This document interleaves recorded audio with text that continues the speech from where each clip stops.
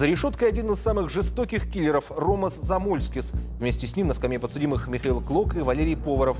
По версии следствия, подельники действовали сообща в период с 2003 по 2006 годы на территории Свердловской области. Zamas. Nuo Lietuvos teisėsaugos paspruko 2001 metais. Vienas ieškomiausių Lietuvos nusikaltėlių buvo perduotas į tarptautinę paiešką. Ilgus metus nepavyko jo rasti. Buvo manoma, kad jo jau nebėra gyvųjų tarpe. Keltos įvairios versijos, kad su juo susidorojo kažkas iš nusikalstamo pasaulio veikėjų. Bet taip manantis stipriai klydo. Jis buvo ne tik gyvas, bet ir tęsė savo žiaurius nusikaltimus, pasprukęs į Rusiją. Zamolskis Lietuvoje įtariamas 6 žmonių nužudimu ir jam gresia laisvės atėmimo bausmė iki gyvos galvos. Zamolskis Rusijoje prisistatinėjęs Gabiku Boltačiovu buvo sulaikytas 2014 m. rugpjūtį Jekaterinburge. Jis nuteistas dėl 6 nusikaltimų – plėšimų panaudojant šaunamosius ginklus, pasikėsinimo nužudyti ir neteisėtų ginklų laikymo. Nors Rusijos pareigūnai įtarė, kad padarytų jo nusikaltimų sąrašas yra daug ilgesnis, kuriame gali būti ne viena įvykdyta užsakoma žmogžudystė. Nepamirškite prenumeruoti kanalą, jei dar nesate to padarę. Romas Zamolskis arba tiesiog Gabikas ir jo nusikalstama veikla Rusijoje. Apie viską šiame video.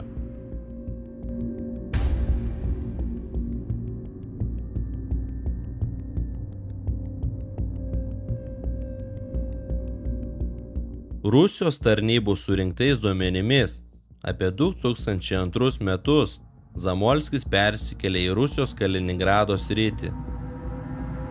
Ten jis susitiko su iš Sverdlovskos srities kilusiu Jurijumi Elpanovu, kuris vadovavo grupuotei, kurios specializacija buvo grynųjų pinigų grobimas iš inkasatorių.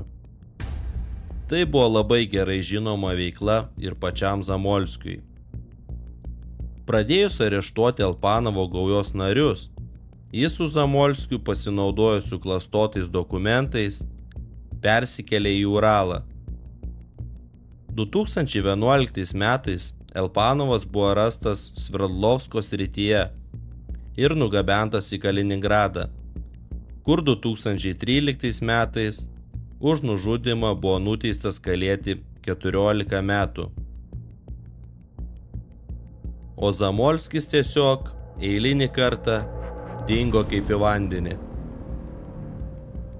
Ne veltui žmonės sako, kuo mažiau žinai, tuo geriau miegi.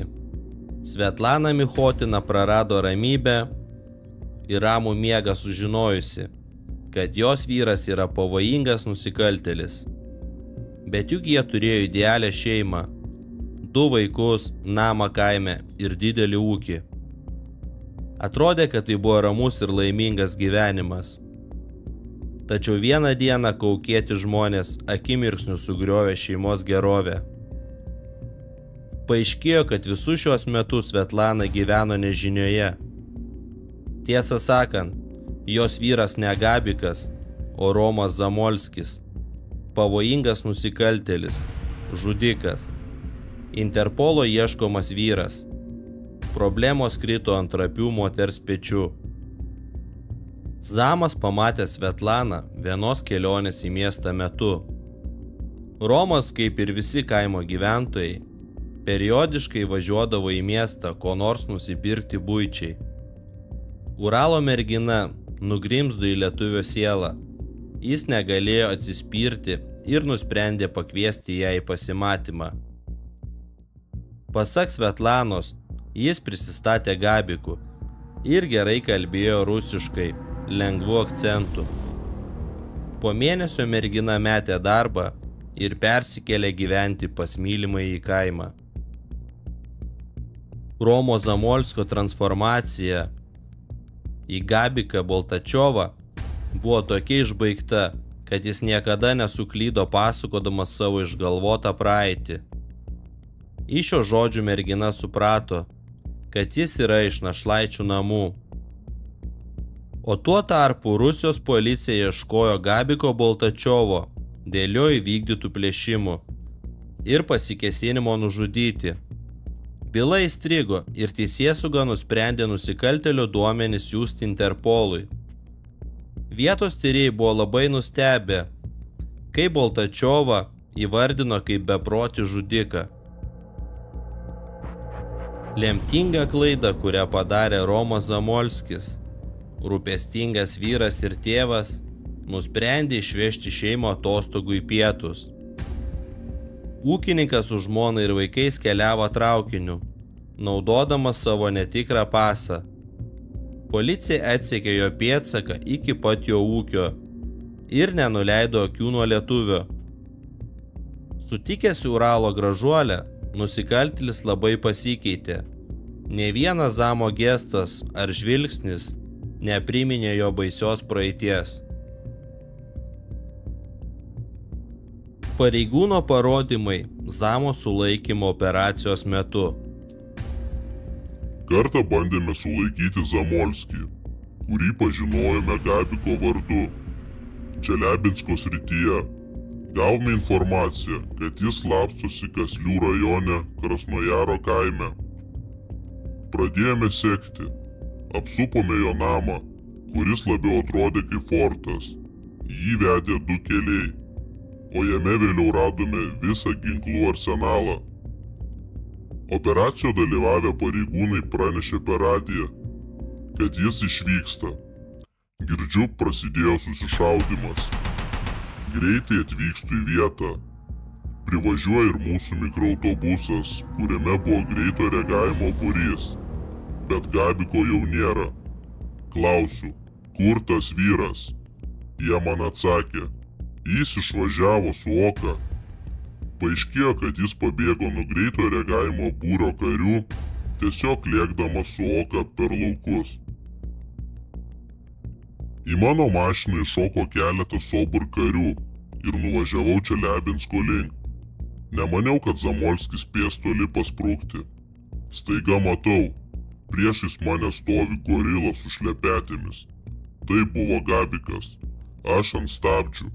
Gabikas suprato, kad mes iš policijos ir pradėjo bėgti į mišką. Iššokau iš mašinos ir pamačiau, kad vienas iš Sobur nulaužė durų rankeną ir tiesiog negalėjo išlipti iš automobilio. O antrasis iššoko, suklupo ir nuskriejo į griovį. Kadangi keliavome su greito reagavimo komanda, buvau tiesiog su šortais ir be tarnybinio ginklo. Bėgau paskui Gabiką į mišką. Jis staigiai sustojo, apsisuko ir pradėjo eiti link manęs. Supratau, kad už manęs nėra nei vieno žmogaus iš Sobur komandos, o jis sudėtas kaip meškinas. Bet kažkodėl Gabikas tiesiog apsisuko ir nubėgo tolyn į mišką. Eilinį kartą Zamolskiui pavyksta pasprukti, net operacijų dalyvaujant visai sulaikymo komandai. Jekaterinburge 2014 metais buvo neutralizuota ne vienerius metus plėšimais ir vagystėmis užsiiminėjusi Michailo Kloko grupuotė. Organizuoto nusikalstamumo grupuotei priklausė ir vienas ieškomiausių Lietuvos nusikaltėlių Romas Zamolskis. Remiantis baudžiamosios bylos medžiaga, Michailo Kloko grupuotė buvo sukurta 1999. Grupuotę sudarė apie 10 asmenų, iš kurių dalis jau sėdi kalėjime, o kiti ilsisi 2 metrai po žeme. Bylos surinktais duomenimis žinoma, kad grupuotės nariai 2003-2006 metais įvykdė ne vieną plėšimą bei vagystę. Visų pirma, jie užpuolė Šveicarijos laikrodžių saloną Time Studio bei kelias statybų bendrovės, iš kurių buvo pavogta specialios įrangos už maždaug 7 milijonus rublių. Liepos mėnesį 2004 metais Jekaterinburgo centre jie surengė pasikėsinimo nužudyti verslininką Aleksandrą Kasjanovą. Kaip matyti iš bylos medžiagos, tuo metu verslininkas konfliktavo su pagrindiniu Ural Transbank savininku Valerijumi Zavodovu dėl 119 milijonų rublių skolos.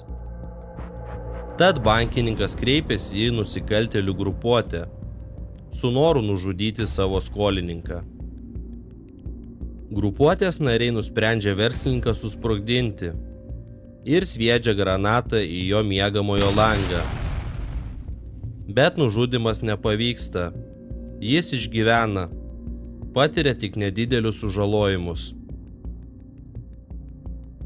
Zamolskis veikdamas kartu su savo grupuotės nariais 2006 metais bandė pavogti buvusio centro organizuotos nusikalstamos grupės lyderio Aleksandro Varaškino akcijas. Bandymas slapta perregistruoti turtą ir prasukti aferą aptiko ir sustabdė mokesčių pareigūnai. Romas Zamolskis Jekaterinburge buvo sulaikytas tik 2014 metais. Specialiųjų pajėgų kariai užblokavo jo automobilį. Be Zamolskio viduje buvo jo žmona ir mažas vaikas. Pareigūnams pavyko išvilioti ieškomą vyrą iš automobilio, tačiau didžiulis beveik 2 metrų ūgio Zamolskis iškart puolė juos su peiliu. Jį sulaikyti pavyko tik peršovus pistoletu. Ne vienerius metus policija ieškojo Zamolskio ir sulaikinėjo jo bendrininkus. Tačiau jis vis pabėgdavo. Kai per tardymus pasakojo jo nusikaltimų bendrininkai, Zamas visada su savim nešiojusi granatą ir neketino pasiduoti gyvas. Jekaterinburgo aukščiausiasis teismas 2016 metais Michailui Klokui skyrė 4 metų, Valerijui Povarovui 11 metų, o Romui Zamolskiui 16 metų bausmę griežto režimo kolonijoje. Tiesa, pats Zamolskis visus jam metamus kaltinimus neigia. Apie tai jis pranešė oficialiame rašte Rusijos Federacijos generaliniai prokuratūrai. Garbingas šeimos žmogus, ūkininkas, darbininkas, sąžiningas mokesčių mokėtojas buvo nukankintas ir neteisėtai apkaltintas. Apie save rašė pats Romas Zamolskis.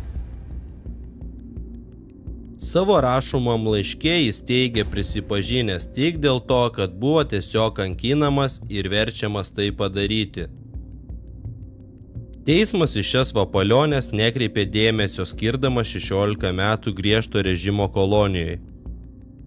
Jeigu Rusija Zamolskį po atliktos bausmės perduos Lietuvos teisėsaugai, čia jo laukia įkalinimas iki gyvos galvos. Tiesiog filmo scenarijaus verta Zamolskio istorija. Prenumeruojam kanalą, spaudžiam patiko ir iki kitų video.